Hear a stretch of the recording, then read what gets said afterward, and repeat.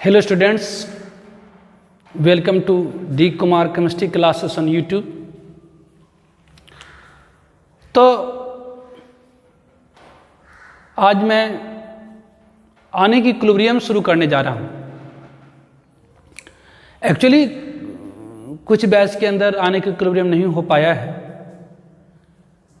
इसलिए आने की इक्विलिब्रियम करने जा रहे हैं, है ना। जिनका छूटा है वो कर लीजिएगा। बहुत सारे स्टूडेंट कमेंट कर रहे थे कि सर आने की इक्विलिब्रियम मेरा छूटा हुआ है, तो इसलिए आने की इक्विलिब्रियम करने जा रहे हैं, है ना। जिस बैच में आने की इक्विलिब्रियम नहीं हुआ उन लोगों के लिए, जिनका हो गया है वो भी आप देख लीजिए, अच्छा रहेगा, है ना, रिवाइज हो जाएगा आप लोगों को। तो लेकिन ध्यान दीजिए, इक्विलिब्रियम को मैंने बताया था दो पार्ट में है, एक केमिकल इक्विलिब्रियम और दूसरे आने की इक्विलिब्रियम। तो केमिकल इक्विलिब्रियम में हम लोगों ने पढ़ा था equilibrium of chemical reaction. Chemical equilibrium be basically study equilibrium of chemical reaction.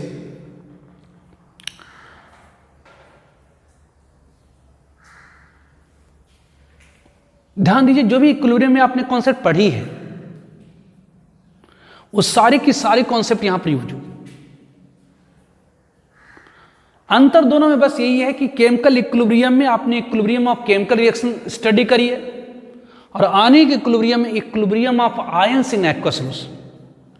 तो इन दिस चैप्टर आने के इक्विलिब्रियम में, in this chapter we basically study, in this chapter we basically study, हम लोग जो मूल रूप से अध्ययन करते हैं, we basically study equilibrium of ions, equilibrium of ions in aqueous solution. तो in this chapter we basically study equilibrium of ions in aqueous solution. तो आने की इक्विलिब्रियम में हम लोग बेसिकली क्या स्टडी करते हैं, तो equilibrium of ions in aqueous solution, यानी aqueous, water is essential for study of ionic equilibrium. Aqueous मतलब वाटर। तो आने की इक्विलिब्रियम में we basically study equilibrium of ions in aqueous solution. Ionic equilibrium में हम लोग study क्या करते हैं, तो equilibrium of ions in aqueous solution. ठीक है। तो कहेंगे जी व्हाट इज आयनिक इक्विलिब्रियम, ये आयनिक इक्विलिब्रियम क्या है। तो what is ionic equilibrium, ionic equilibrium क्या है, तो we consider a big electrolyte A B. आपने पढ़ा इलेक्ट्रोलाइट क्या होता है, तो वह सब्सटेंस जो डिसोसिएट कर जाता है, आपने कॉरेस्पॉन्डिंग। तो बिग इलेक्ट्रोलाइट क्या है, तो जो पार्शली डिसोसिएट करता है। तो जैसे we consider big electrolyte A B, तो अगर किसी बिग इलेक्ट्रोलाइट को पानी में डाल दें तो क्या होगा, क्योंकि जी किसी बिग इलेक्ट्रोलाइट जैसे बिग एसिड, बिग बेस को पानी में डाल दीजिएगा तो पहले वो पानी में घुलेगा। पहले क्या होगा, तो पानी में घुलेगा। देखिए ये भी एक क्यू लिखने का मतलब ये पानी में घुल गया। तो किसी बिग इलेक्ट्रोलाइट को अगर पानी में डालेंगे तो पहले क्या होगा, तो घुलेगा, और घुलने के बाद वो धीरे धीरे टूटेगा, वो धीरे धीरे टूटेगा, वो धीरे धीरे क्या होगा, तो टूटेगा अपने कॉरेस्पॉन्डिंग, और जो टूटेगा उसमें से कुछ जुटेगा भी। तो टूटेगा जुटेगा, टूटेगा टूटेगा जुटेगा, टूटेगा जुटेगा।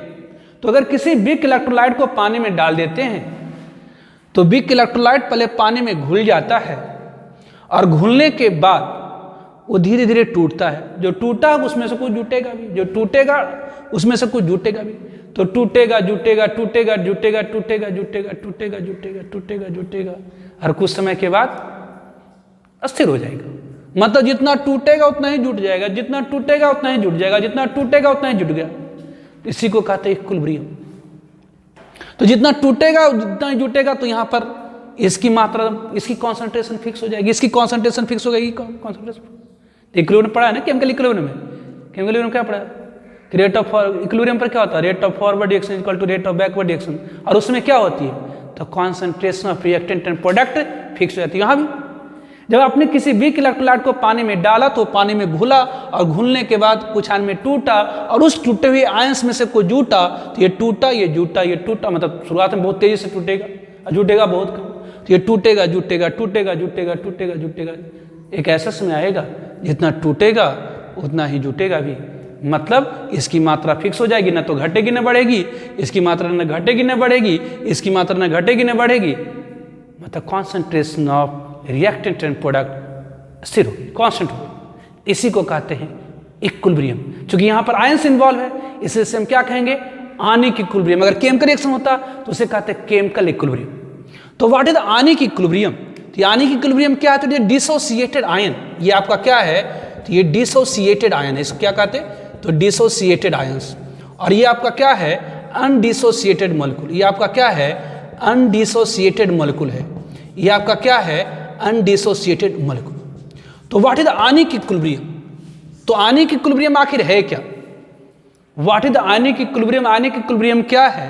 Then equilibrium between dissociated ion and undissociated molecule in aqueous solution is called ionic equilibrium. ये आनिक इक्विलिब्रियम क्या है? तो एक इक्विलिब्रियम है किसके बीच में? तो डिसोसिएटेड आयन और अनडिसोसिएटेड मॉलिक्यूल के बीच में।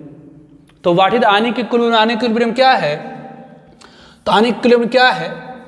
तो when a big electrolyte is dissolve in water, it's this when, इसको डिफाइन कर देता हूं, लिख देता हूं मैं।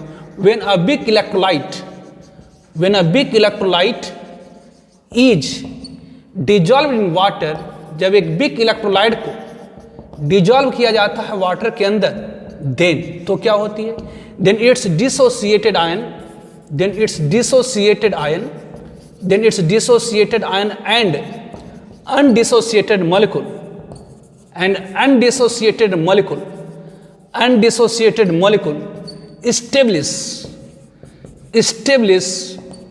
an equilibrium in solution is called, कहलाती क्या है, इज कॉल्ड आयनिक इक्विलिब्रियम। तो what is ionic equilibrium? Ionic equilibrium क्या है? तो जब किसी बिग इलेक्ट्रोलाइट को पानी में घोलते हैं तो उसकी डिसोसिएटेड आयन और अनडिसोसिएटेड मॉलिक्यूल सॉल्यूशन के अंदर एक इक्विलिब्रियम सेटअप कर देता है। इक्विलिब्रियम तो समझ में आता है ना, rate of forward reaction is equal to rate of backward reaction और concentration of reactant and product क्या हो जाएगी, स्थिर हो जाएंगे, फिक्स हो जाएंगे। तो what is ionic equilibrium? Ionic equilibrium क्या है? तो जब किसी बिग इलेक्ट्रोलाइट को पानी में घोलते हैं तो उसकी डिसोसिएटेड आयन और अनडिसोसिएटेड मॉलिक्यूल के बीच में एक इक्विलिब्रियम सेटअप हो जाती है, उसी को हम क्या कहते हैं, आयनिक इक्विलिब्रियम कहते हैं।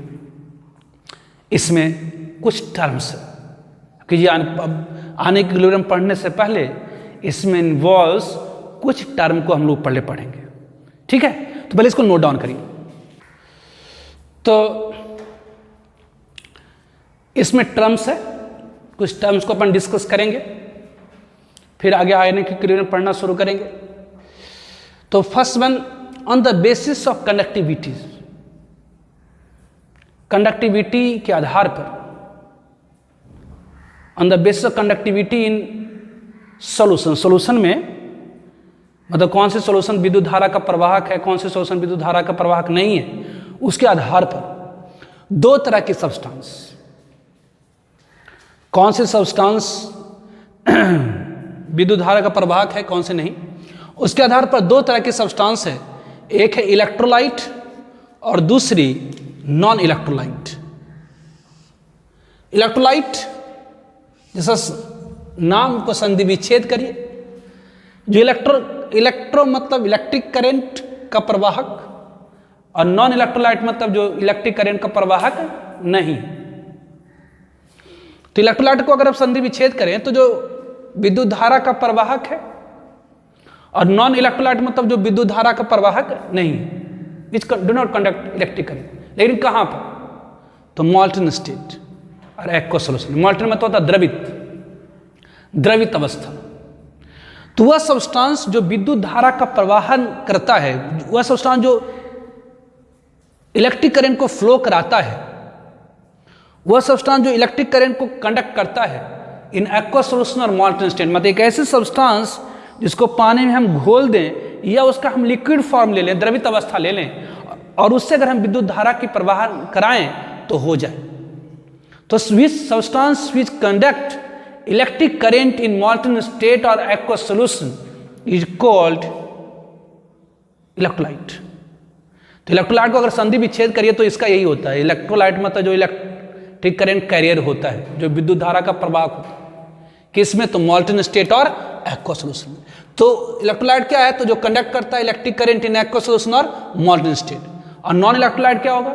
जो नहीं कंडक्ट करता, not conduct electric current in aqua solution और मॉल्टन स्टेट, जो विद्युत धारा का प्रवाह नहीं कराता है मॉल्टन स्टेट और एक्वा सोल्यूशन में, that is called non electrolyte. जैसे आप शुगर ले लीजिए, चीनी को पानी में घोल दीजिए, तो या चीनी को द्रवित अवस्था ले लीजिए, विद्युत धारा का प्रवाह नहीं होता। ग्लूकोज ले लीजिए, यूरिया ले लीजिए, तो ये सब क्या है?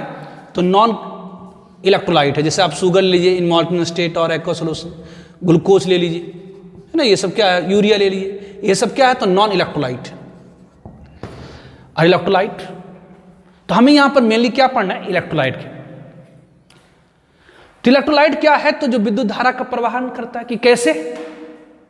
तो जैसे मेटालिक कंडक्टर में जो करंट कैरियर होता है इलेक्ट्रॉन्स होता है, उसी तरह से सॉल्यूशन के अंदर जो करंट कैरियर होता है वो आयंस होता है।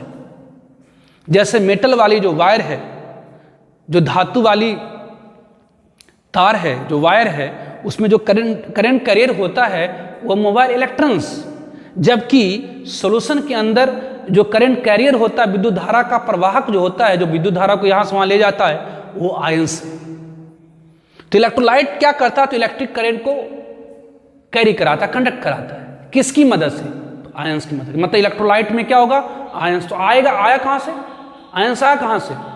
तो वो सब्सटेंस डिसोसिएट किया होगा, उसी से आयंस आया है। इसलिए इलेक्ट्रोलाइट को फर्दर अपन डिफाइन करने जा रहे हैं। ठीक है, इलेक्ट्रोलाइट को फर्दर मतलब पुनः डिफाइन करने जा रहे हैं कि इलेक्ट्रोलाइट क्या है। तो सब्सटेंस इलेक्ट्रोलाइट क्या है? तो सब्सटेंस इलेक्ट्रोलाइट क्या है? तो सब्सटेंस इलेक्ट्रोलाइट क्या है? तो substance which get dissociated substance which get dissociated into their corresponding ion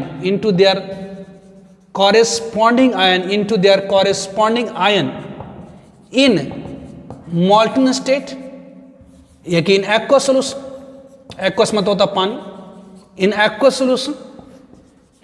solution और molten state, in aqueous solution or in molten state is called electrolyte, उसे कहा जाता है इलेक्ट्रोलाइट। तो इलेक्ट्रोलाइट क्या है? तो वह सब्सटेंस जो डिसोसिएट कर जाता है किस में? तो अपने कॉरेस्पॉन्डिंग आयन इन मॉल्टन स्टेट और एक्वस सॉल्यूशन में, दैट इज कॉल्ड इलेक्ट्रोलाइट। तो वह सब्सटेंस जो पानी में घुलने के बाद अपने आयन में टूट जाता है, उससे हम क्या कहते हैं? Electrolyte. Two types of electrolyte, दो प्रकार की इलेक्ट्रोलाइट होती है। टू टाइप्स ऑफ इलेक्ट्रोलाइट, दो प्रकार की इलेक्ट्रोलाइट होती है। टू टाइप्स ऑफ इलेक्ट्रोलाइट, दो प्रकार की इलेक्ट्रोलाइट होती है। First one is the strong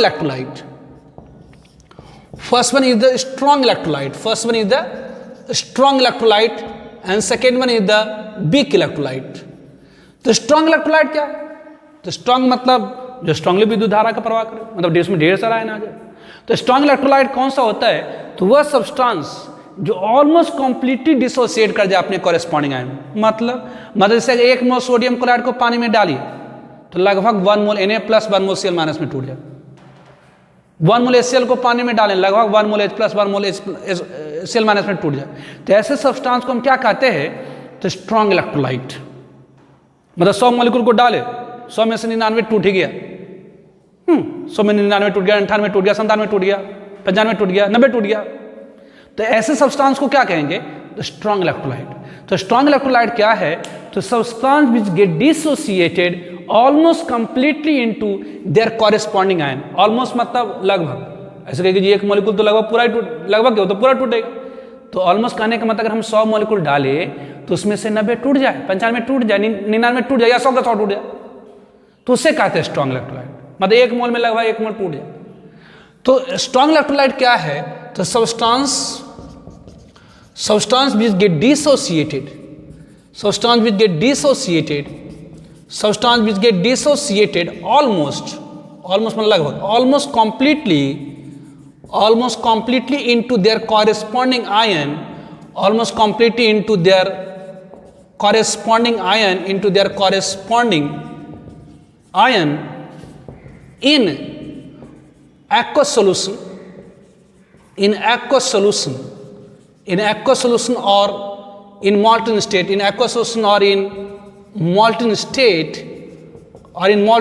is called, कहलाता क्या, तो इज कॉल्ड स्ट्रॉन्ग इलेक्ट्रोलाइट,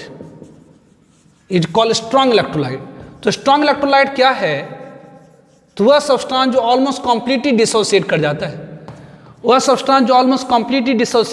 अपने कॉरेस्पॉन्डिंग आयन में, इन एक्वस सोल्यूशन और molten state is called strong electrolyte. तो वह सब्सटेंस जो लगभग पूरी की पूरी तरह डिसोसिएट कर जाए अपने कॉरेस्पॉन्डिंग आयन में, इन मॉल्टन स्टेट और एक्वस सोल्यूशन में, उसे हम क्या कहते हैं, तो स्ट्रॉन्ग इलेक्ट्रोलाइट।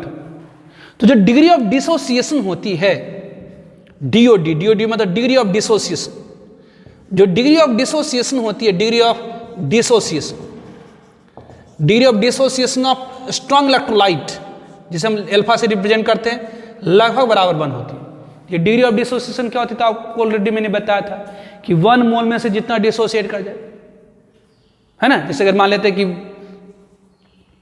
1 मोल सोडियम क्लोराइड को पानी में डालें, या कि मान लेते हैं कि 5 मोल सोडियम क्लोराइड को पानी में डालें, उसमें से 4 मोल टूट गया, पहले तो पानी में घुला, उसमें से 4 मोल टूट गया, कहीं जी 5 मोल में टूट गया 4 मोल, तो 1 मोल में कितना टूटा, तो 4/5। तो 1 मोल में कितना टूटा, तो 4/5 मतलब 0.8 मोल। तो उसकी क्या होगी, डिग्री ऑफ डिसोसिएशन। तो जो डिग्री ऑफ डिसोसिएशन होती है स्ट्रॉन्ग इलेक्ट्रोलाइट की, वो लगभग बराबर किसके होती है, 1 की होती है। मतलब अगर 1 मोल को किसी स्ट्रॉन्ग इलेक्ट्रोलाइट का 1 मोल को पानी में डालेंगे तो लगभग पूरा का पूरा क्या होगा, तो टूट जाएगा। तो स्ट्रॉन्ग इलेक्ट्रोलाइट क्या है, तो वह सब्सटेंस जो ऑलमोस्ट कंप्लीटली डिसोसिएट कर जाता है अपने कॉरेस्पॉन्डिंग आयन में, इन एक्वस सोल्यूशन और molten state is called strong electrolyte. तो स्ट्रॉन्ग इलेक्ट्रोलाइट की जो डिग्री ऑफ डिसोसिएशन होती है लगभग बराबर 1 की होती है। डिग्री ऑफ डिसोसिएशन क्या है, तो number of moles of reactant gate dissociated into product पर मोल। 1 मोल में से जितना टूट जाता है उसी को हम क्या कहते हैं, तो डिग्री ऑफ डिसोसिएशन। तो degree of dissociation of strong electrolyte कितनी होगी, तो 1 के बराबर लगभग होती है। ठीक है, इसे ध्यान रखेंगे। इसके एग्जाम्पल्स, उदाहरण आपको बड़ा जरूरी है जी, एग्जाम्पल्स जरूर याद रखिएगा।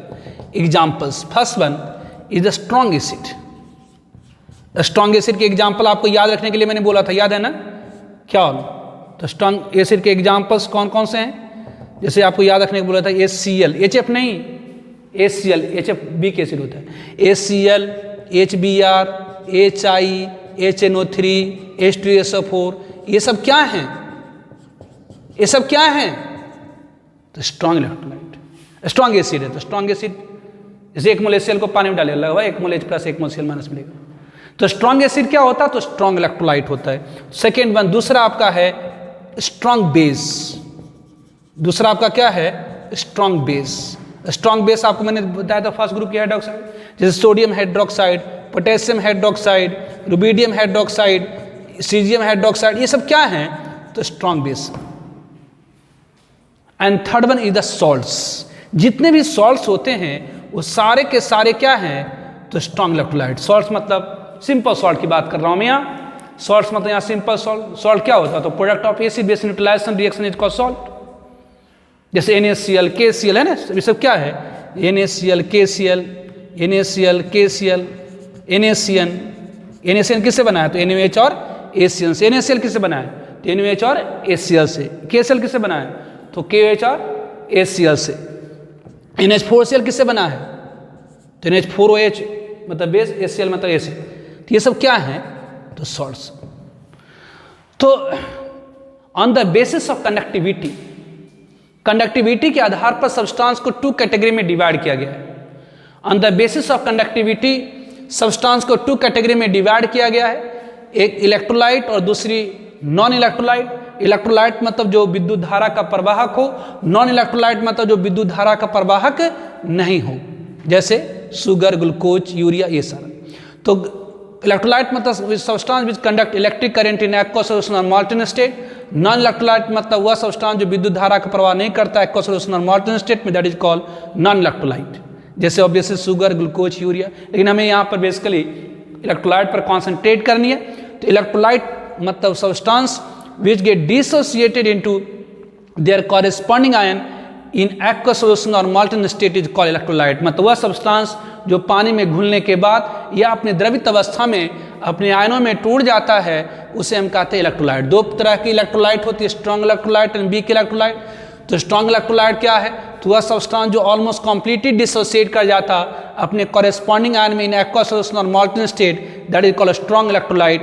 जो डिग्री ऑफ डिसोसिएशन होती है स्ट्रॉन्ग इलेक्ट्रोलाइट की, वो लगभग बराबर 1 होती है। और इसके एग्जाम्पल्स याद रखें, strong acid, strong base and salts. Strong acid के एग्जाम्पल आपको याद रखना है ACl, HBr, HI, ध्यान HF नहीं, स्ट्रॉन्ग बेस सॉल्ट्स, ठीक है, नोट डाउन करिए।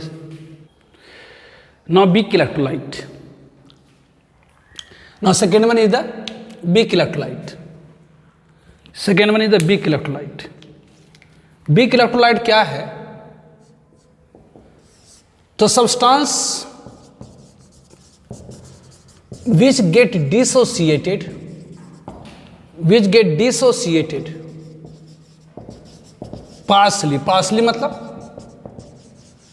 that is in small extent। partially को हिंदी में कहते हैं आंशिक, थोड़ा में से 100 रुपये में से 2 रुपये दे दीजिए मेरे को, क्या हो गया? आंशिक हो गया। तो वीक इलेक्ट्रोलाइट क्या है? तो substance which get dissociated partially that is in small extent। Substance which get dissociated partially, that is in a small extent, into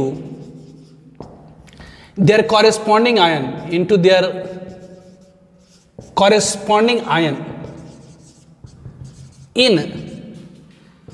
aqueous solution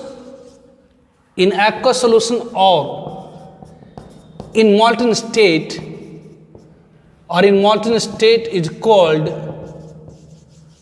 weak electrolyte। तो वह सब्सटेंस जो पार्शली डिसोसिएट करता है, मतलब आंशिक डिसोसिएट करता है, स्मॉल एक्सटेंट में डिसोसिएट करता है अपने कॉरेस्पॉन्डिंग आयन में इन मॉल्टन स्टेट और एक्वा सॉल्यूशन में, that is called weak electrolyte. मतलब किसी सब्सटेंस को पानी में घोले और थोड़ा बहुत टूट गया, आंशिक मतलब थोड़ा बहुत टूट गया। जैसे 1 मोल एशियन को पानी में डालें, उसमें से 0.1 मोल टूटा और 0.999 टूटा, मतलब 100 मॉलिक्यूल को हमने डाला, उसमें एक आध मॉलिक्यूल टूट गया, बाकी 99 नहीं टूटा, तो इसको आप क्या कहेंगे? Weak electrolyte. तो वीक इलेक्ट्रोलाइट क्या है? तो वह सब्सटेंस जो पार्शली डिसोसिएट करता है, स्मॉल एक्सटेंट में डिसोसिएट करता है अपने कॉरेस्पॉन्डिंग आयन में इन मॉल्टन स्टेट और एक्वा सॉल्यूशन में, that is called weak electrolyte. अगर किसी सब्सटेंस को पानी में घोले, यानी जब नहीं टूटेगा बिल्कुल ही नहीं, तो वो हो गया क्या? Non electrolyte. जो पूरी की पूरी तरह लगभग टूट गया वो हो गया स्ट्रॉन्ग इलेक्ट्रोलाइट, और जो थोड़ा बहुत टूटा उसे क्या कहेंगे? Weak electrolyte. तो substance which get dissociated partially that in a small extent into their corresponding ion in aqua solution और in molten state is called weak electrolyte. जो डिग्री ऑफ डिसोसिएशन होती है वीक इलेक्ट्रोलाइट की, degree of dissociation of weak electrolyte की जो degree of dissociation होती है, मतलब अल्फा की जो वैल्यू होती है वेरी लेसर होती है। किससे? तो 1 से। स्ट्रॉन्ग इलेक्ट्रोलाइट का लगभग 1 और इसका लगभग बहुत स्मॉल होता है। किससे? 1 से। कहते lesser than 1, very lesser. Examples of weak electrolyte, examples of weak electrolyte, examples of weak electrolyte, examples of weak electrolyte, examples of weak electrolyte, weak electrolyte की examples। तो first one is the week acid. Weak acid आपको मैंने याद रखने बोला था, याद है ना जी? वीक एसिड की एग्जाम्पल्स याद है कि नहीं? याद है? बताइए क्या कहा?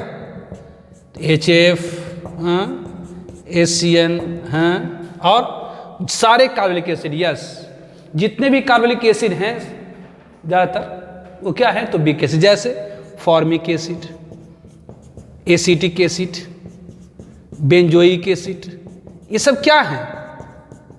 तो वीक एसिड है। तो वीक एसिड क्या होगा? थोड़ा वो टूटेगा, H+ और कॉरेस्पॉन्डिंग एनायन में, H+ कॉरेस्पॉन्डिंग एनायन में। तो दैट इज वीक एसिड क्या है? तो weak electrolyte. Weak base, weak base क्या है? तो वीक इलेक्ट्रोलाइट, जैसे यस अमोनियम हाइड्रोक्साइड, या इसी को हम लोग कहते हैं ammonia in water. Ammonia in water ये क्या है? तो एक वीक इलेक्ट्रोलाइट। या आप कह सकते हैं क्या? तो जितने भी एमीन्स हैं, जैसे मिथाइल अमोनियम हाइड्रोक्साइड ले लीजिए, इसे आर की जगह पर मिथाइल ले लीजिए, इथाइल लीजिए, प्रोपाइल लीजिए, तो मिथाइल अमोनियम हाइड्रोक्साइड या इथाइल अमोनियम हाइड्रोक्साइड, या इसी को आप लिख सकते हैं alkyl amine RNH2 in water. ये सब क्या है? तो वीक बेस, जैसे methyl ammonium hydroxide, ethyl ammonium hydroxide, propyl ammonium hydroxide, या सीधे कहिए methyl amine in water, ethyl amine in water. तो ये सारे क्या हैं? तो वीक इलेक्ट्रोलाइट। तो strong electrolyte and weak electrolyte. Strong electrolyte जो ऑलमोस्ट कंप्लीटली डिसोसिएट करता है एक्वस सोल्यूशन मॉल्टन स्टेट में, और वीक इलेक्ट्रोलाइट पार्शली डिसोसिएट करता है एक्वस सोल्यूशन मॉल्टन स्टेट में। जो डिग्री ऑफ डिसोसिएशन होती है स्ट्रॉन्ग इलेक्ट्रोलाइट की लगभग बराबर 1 की होती है, जबकि वीक इलेक्ट्रोलाइट का degree of dissociation very very smaller होती है 1 से। Examples of weak electrolyte, sorry examples of strong electrolyte, strong acid, strong base, salt. Examples of weak electrolyte, week acid, weak base, है ना। ध्यान दीजिए, जो डिग्री ऑफ डिसोसिएशन होती है वीक इलेक्ट्रोलाइट की, वो बहुत सारी चीजों पर डिपेंड करता है। पहला तो नेचर ऑफ इलेक्ट्रोलाइट कौन सा है आपका, जैसे आप ले लीजिएगा HCl HBr ले लीजिएगा तो ज़्यादा टूटेगा, जबकि HF HCl ले लीजिएगा तो कम। तो पहला नेचर ऑफ इलेक्ट्रोलाइट। दूसरा सॉल्वेंट, कौन सा सॉल्वेंट में आप डिजॉल्व कर रहे हैं, पानी में, अल्कोहल में, किस में डिजॉल्व कर रहे हैं, कॉन्सेंट्रेशन कितनी मात्रा में डिजॉल्व कर रहे हैं, टेम्परेचर, सॉल्यूशन का टेम्परेचर कितना आपने रखा है। तो जो डिग्री ऑफ डिसोसिएशन होती है, ध्यान रखेंगे, डिग्री ऑफ डिसोसिएशन जो होती है, पहला तो सबसे ज्यादा इंपॉर्टेंट तो नेचर ही होता है कि अगर HCl डालेगा तो ज्यादा टूटेगा। सॉल्वेंट तो यहां पर फिक्स ही है, क्या, वाटर। टेम्परेचर, अब जानते हैं जितने भी वीक इलेक्ट्रोलाइट का जो डिसोसिएशन है वो एक इंडोथर्मिक प्रोसेस है। केमिकल इक्विलिब्रियम मैंने आपको बताया था कि इंडोथर्मिक रिएक्शन में टेम्परेचर बढ़ाने से, इंडोथर्मिक रिएक्शन में टेम्परेचर बढ़ाने से रिएक्शन मूव करता है फॉरवर्ड डायरेक्शन में। याद रखने के लिए बोले थे इंपॉर्टेंट लाइन के रूप में कि इंडोथर्मिक रिएक्शन में टेम्परेचर बढ़ाने से रिएक्शन मूव करता है फॉरवर्ड डायरेक्शन। तो जितनी भी वीक इलेक्ट्रोलाइट का डिसोसिएशन है सारा का सारा इंडोथर्मिक प्रोसेस है, उष्माशोषी है। तो इंडोथर्मिक प्रोसेस मतलब जितना भी वीक इलेक्ट्रोलाइट का डिसोसिएशन होता है वो इंक्रीज करता है यदि आप सॉल्यूशन टेम्परेचर को इंक्रीज करिए। तो ऐसे ध्यान रखें, नोट, जो डिग्री ऑफ डिसोसिएशन होता है, degree of dissociation of electrolyte, मतलब ये वीक इलेक्ट्रोलाइट या simple electrolyte, depends on, depend करता है सबसे ज्यादा तो नेचर पर, मतलब स्ट्रॉन्ग एसिड है कि वीक एसिड है कि स्ट्रॉन्ग बेस है कि वीक बेस है। तो first on nature of electrolyte, nature of electrolyte, nature of electrolyte, nature of solvent, nature of solvent, मतलब सीधे देखिए सॉल्वेंट, ऐसे यहां सॉल्वेंट फिक्स है क्या, तो वाटर। आयनिक इक्विलिब्रियम मतलब equilibrium of ions and aqueous solution है, ध्यान रखिएगा। वाटर आएगा ही आएगा, कहीं भी आयन का इक्विलिब्रियम होगा आएगा, जो हम लोग को पढ़ना है ionic equilibrium. Nature of electrolyte, nature of solvent, nature of electrolyte, solvent, temperature of solution या कि कॉन्सेंट्रेशन, कॉन्सेंट्रेशन, टेम्परेचर, इट से, ठीक है। तो पहले इसको नोट डाउन करिए। Now pH of solution, solution की पीएच। तो ये पीएच ऑफ सॉल्यूशन क्या है, it is a modern method express H+ concentration in solution.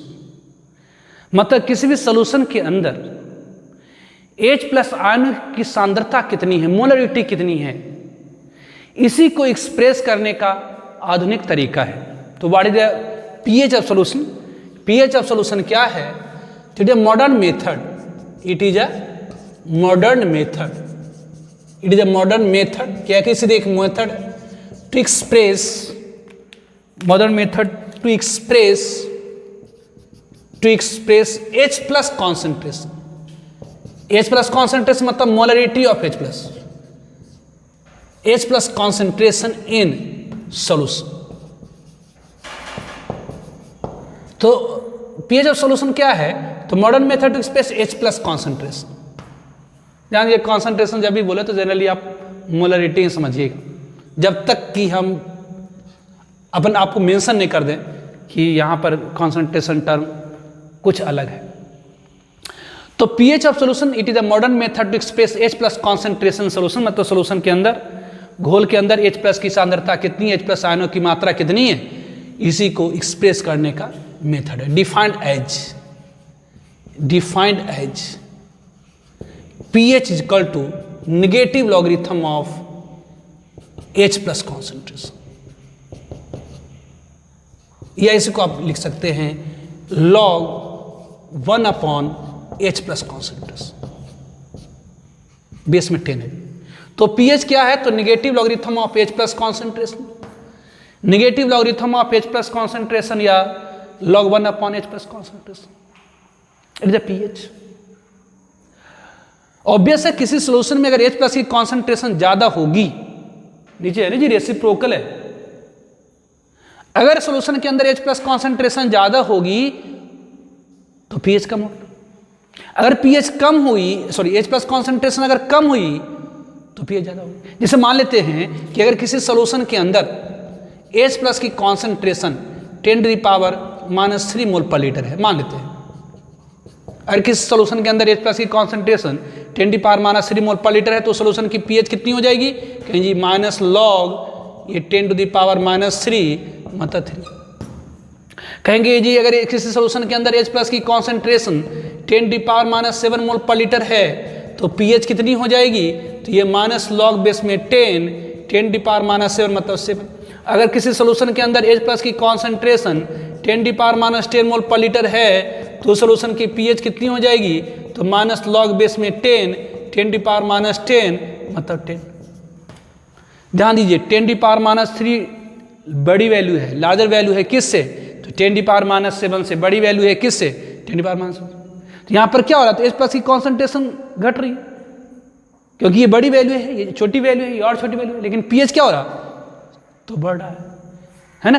तो H प्लस कॉन्सेंट्रेशन घट रही है लेकिन pH क्या हो रही है? तो बढ़ रही है। H प्लस कॉन्सेंट्रेशन क्या हो रही है? तो घट रही है, मतलब pH बढ़ रही है। मतलब ध्यान दीजिए ग्रेटर बिल, तो नोट करके लिख देते हैं अपन कि नोट मतलब ध्यान रखें, greater will H plus concentration in solution, greater will H plus concentration in solution, lesser will pH of solution, और वाइस वर्सा मतलब ठीक इसका उल्टा भी कर सकते हैं। वाइस वर्सा मतलब ठीक इसका उल्टा भी कर सकते हैं। मतलब कि अगर H प्लस कॉन्सेंट्रेशन कम है तो pH ज्यादा है। ऐसे भी ध्यान रखिए, अगर H प्लस अगर pH 3 है तो H प्लस 10⁻⁻3, अगर pH 2 होता तो H प्लस 10⁻⁻2, अगर pH 1 होता तो H प्लस कॉन्सेंट्रेशन 10⁻⁻1, pH अगर 5 होता तो H प्लस कॉन्सेंट्रेशन 10⁻⁵, pH अगर 6 होता तो pH 6 होता तो H प्लस कॉन्सेंट्रेशन 10⁻⁶, pH अगर 7 है तो H प्लस कॉन्सेंट्रेशन 10⁻⁷। ठीक है जी, तो नोट डाउन करिए प्लीज से।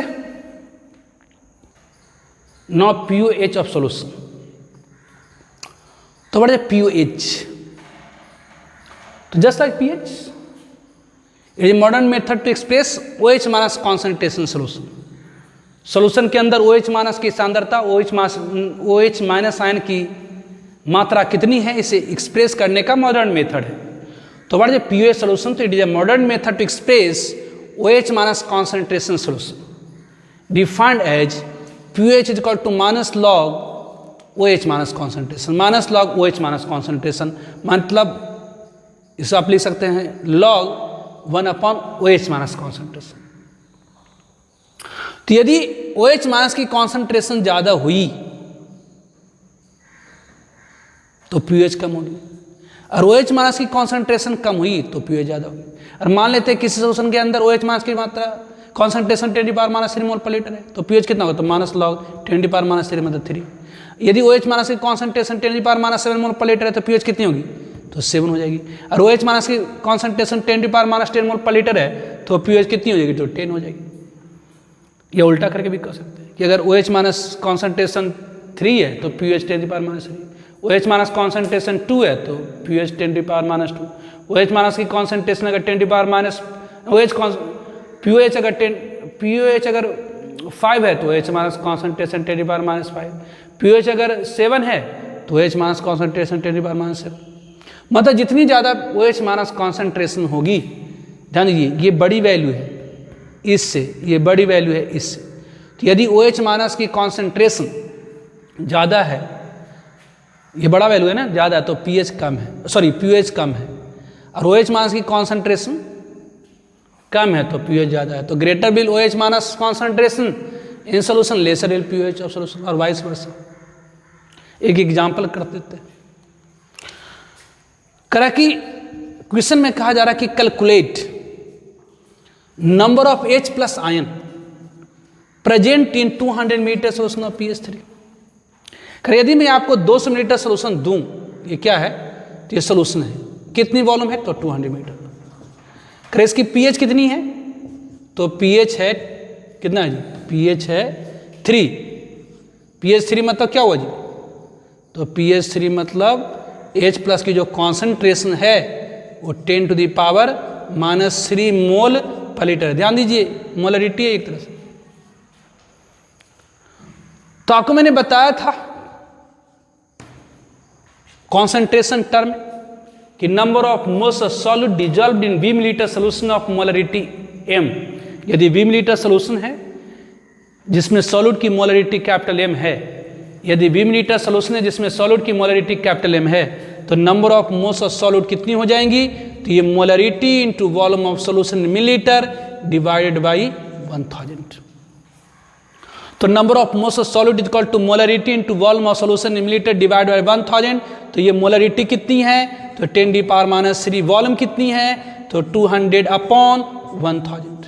तो ये कैंसिल हो गया तो 5, तो ये 10⁻³ मोल्स दिस।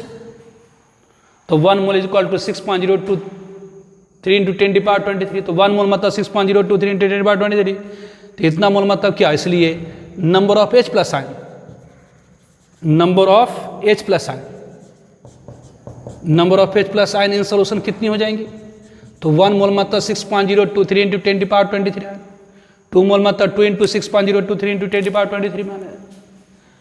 तो अगर इतनी मोल है तो इसमें क्या करेंगे, तो 6.023 इंटू 10⁻23 से मल्टीप्लाई कर देंगे, ठीक है।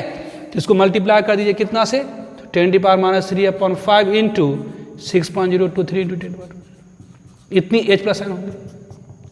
तो इसे सॉल्व करेंगे तो ये आपको हो जाएगा 3 से मतलब 6.023/5 इंटू 10⁻20 H प्लस आयन, ठीक है। इस तरह से करना है।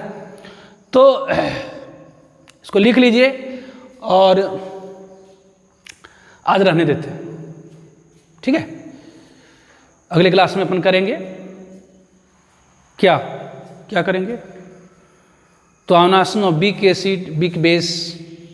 तो ध्यान दीजिए ये जो आपका आयनिक इक्विलिब्रियम है, कुछ बैच में मैंने पढ़ा रखा है, कुछ में जिनको नहीं पढ़ा, जिन्होंने नहीं पढ़ा वो देखिएगा। लेकिन साथ ही साथ इसके बाद जो है ना अपन अब 12th भी शुरू कर देंगे। 12th फिजिकल ऑर्गेनिक लेकर मैं चलने वाला हूँ, ठीक है। तो ये आज रहने देते हैं, ओके, है ना, लिख लीजिए।